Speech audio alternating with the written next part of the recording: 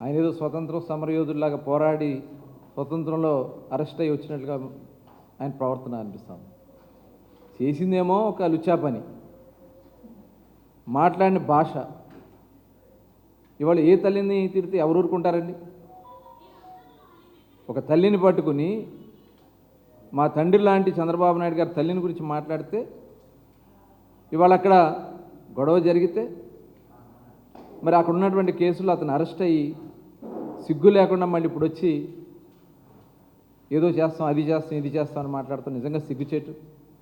మరి ఆనాడు తెలుగుదేశం పార్టీ కార్యాలయం మీద దాడి చేసిన, చంద్రబాబు నాయుడు గారి ఇంటి మీద దాడి చేయడానికి వచ్చినటువంటి వ్యక్తులన్న చట్టపరంగానే మేము చర్యలు తీసుకున్నాం తప్ప ఎక్కడా కూడా విధ్వంసాలు రెచ్చగొట్టే కార్యక్రమాలు చేయం. ఇవాళ నిజంగా మేము అదే కార్యక్రమం చేయాలనుకుంటే ఏ ఒక్క వైసీపీ నాయకుడు కూడా రోడ్డు మీద తిరగలేరనే విషయాన్ని ఈ సందర్భంగా తెలియజేస్తా ఉన్నాను. సిగ్గు అనిపించట్లేదు రాంబాబు గారికి, వయసు వచ్చింది మనిషికి.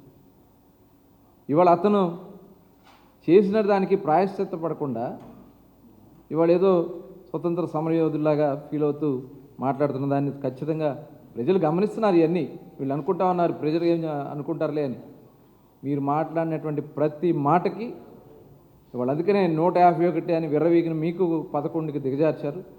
రేపు ఆ 11 కూడా లేకుండా చేసే పరిస్థితి వస్తుందని కూడా హెచ్చరిస్తాం.